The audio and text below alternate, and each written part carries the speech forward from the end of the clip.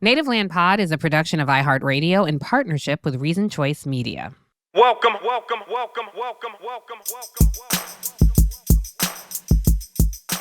Welcome home, everyone. It is Angela Rye, Tiffany Cross, and Andrew Gillum. We are here today to talk about something very important. Drew Barrymore had Kamala Harris on her show this week. Or no, it'll be last week by the time this airs. And I just want to roll the clip. Let's roll the clip. I keep thinking in my head that we all need a mom. I've been thinking that we really all need a tremendous hug in the world right now. Yeah. But in our country, we need you to be Mamala of the country.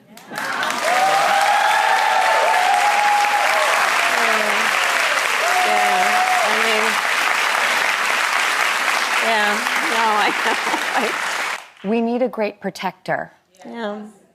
Well, you know, part of it is I think that sadly over the last many years, there's been this kind of perverse approach to what strength looks like, which is to suggest that the measure of one's strength is based on who you beat down. Instead of what we know, the true measure of your strength is based on who you lift up. Yes. Right? Yes. Okay. So I just want to say this was the first time that any of us have heard the clip beyond "we need you to be mama of this country," and then Kamala's like, no. Like there's this very uncomfortable. There's this uncomfortable. How do I console you out of no. So I actually want to give her some props because how she pivoted, let me show you what strength looks like. Yeah, because I'm not going to knock you down and be like, no, boo-boo, I'm not going to be the country's mammy. She did say, I'm going to tell you that I don't have to beat you down to be strong. And I do think that is the strength of a woman. And like, it could be a delicate touch, but it also could be fierce. Bows. Come on, how to throw them bows. Yes. And I will just say, sometimes that's what a mom does too. Now, I had a couple of issues with this. The first is, as someone who really, really wants to be a mom at 44 and knowing the journey that it takes to get there. I don't know. I've never actually talked to Kamala about this, but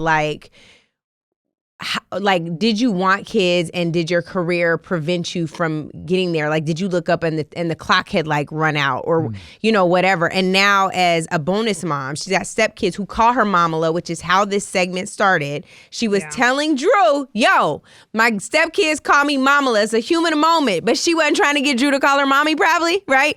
So I just am curious to know if that's at all triggering when somebody's asking you to step into a role that you don't actually play and maybe you never had the privilege of playing. I know she loves her great nieces and she loves Mina as her niece and you've definitely been a mom figure and a big sister to many of us.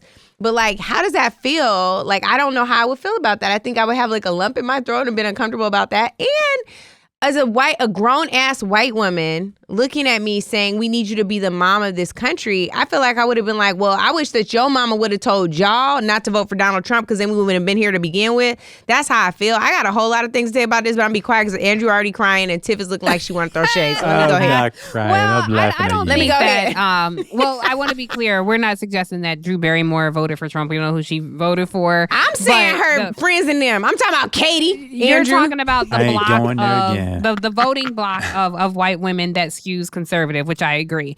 But I think to your larger point, Angela, this mammification of black women in the country that still persists. I mean, I remember being on cable news sets and, years ago where people would say, oh, black women are going to save us or, thank you so much, all the black women.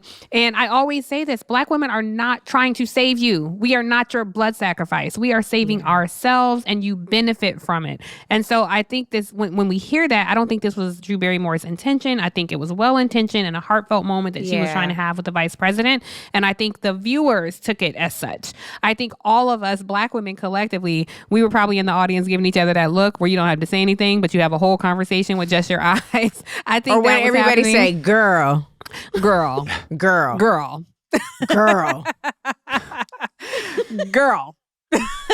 Girl, it's exactly. We are having a whole conversation that nobody knows about, and I felt Y'all like just that did was it just now. I'm like, oh, what? that was in Who? Vice Which President girl here is when that? she was just like, Andrew, you understand? No, No, I was no, like, which girl? no. I understood so, that. and I do think there is a magic to our humanity as Black women. There is something about us that is loving. I think when we create spaces for Black women to come together and have those conversations, it's kind of like the young lady who like, I love when you call me baby. When a Black woman calls me baby, I get that. Like, I get that understanding.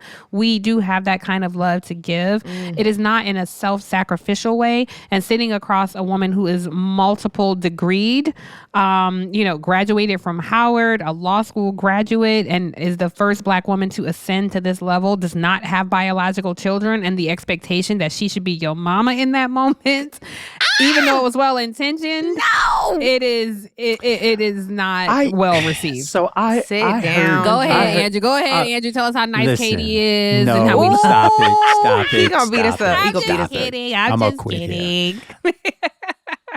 I think Drew was identifying more over a need for the country rather than a desire for Kamala because she's so ripe with affection and mommy energy that she should play that role. I think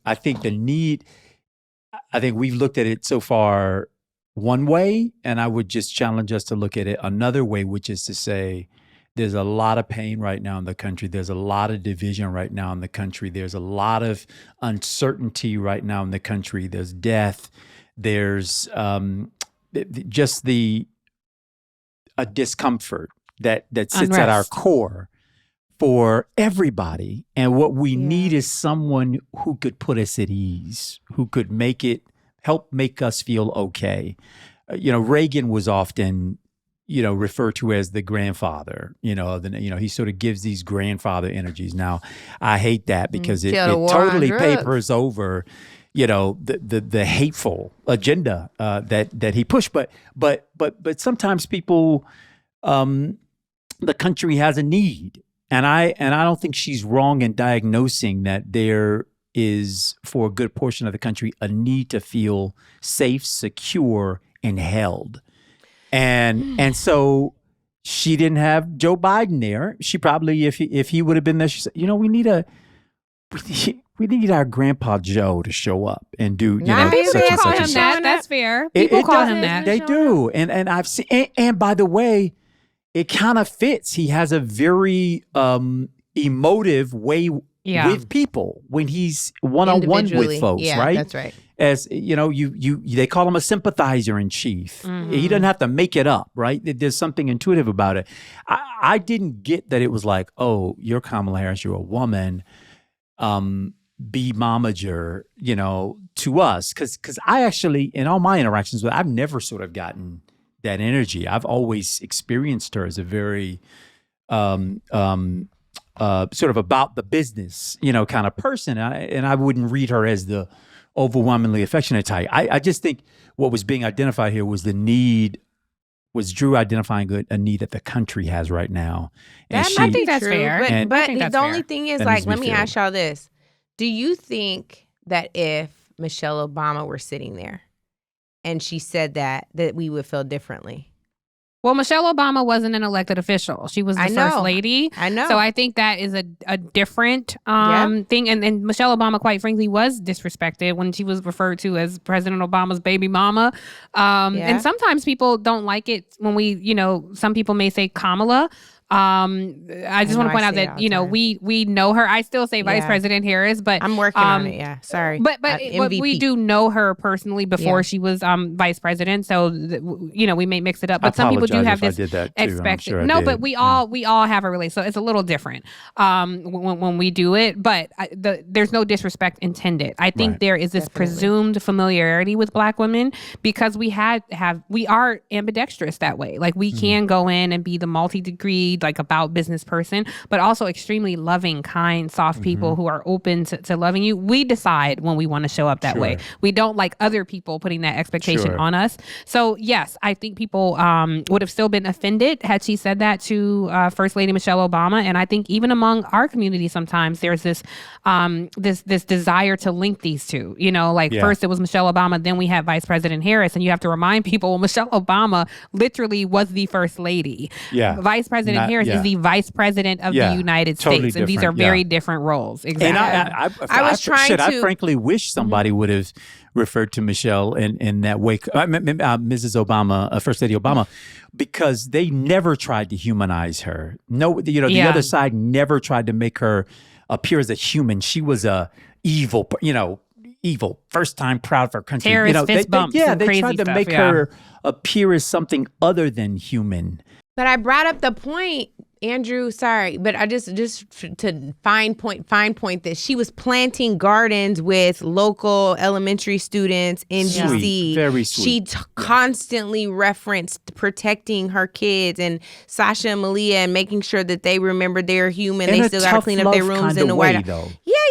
I'm not even qualifying like how she mommed. I'm just saying she was actually a mom. You know, and tried to bring mothering, tender, compassionate, empathetic energy to what was happening in the country. To Tiff's point, she was not elected, but she was the first Black woman to ascend to that role too. And I think for that reason, some people do draw these parallels that may not be fair to our MVP because she has a completely different job description. So I wonder if Drew would have said the same thing to Jill Biden. You know, this whole idea about a mammy is something that it's a trope that has followed us since slavery, and we had to nurse your kids and make sure your kids were good and that they were taken care of and they were well. While you sold our children and beat our children and murdered separate our us children from our families. and raped but we got our a mammy children. and mommy you.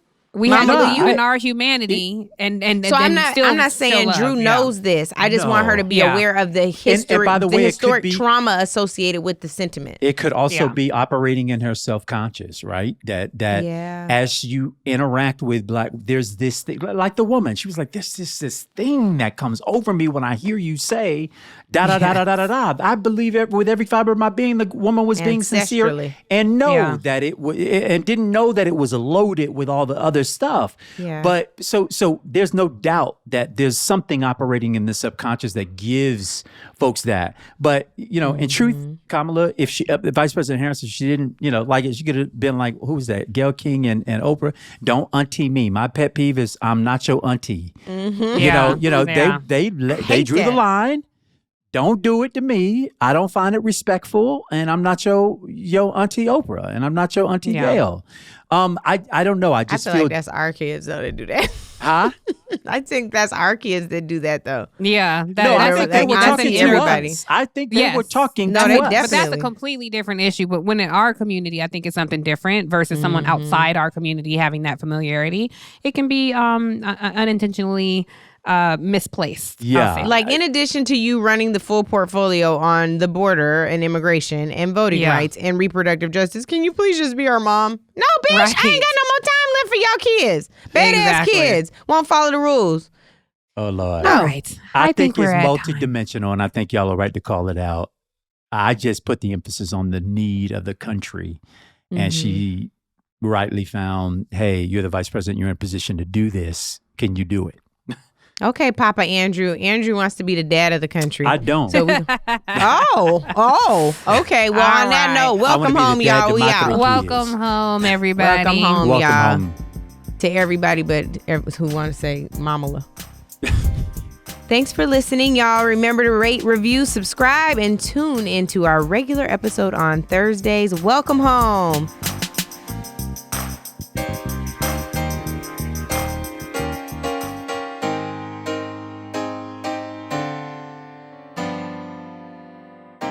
Native Land Pod is a production of iHeart Radio in partnership with Reason Choice Media. For more podcasts from iHeart Radio, visit the iHeart Radio app, Apple Podcasts, or wherever you listen to your favorite shows.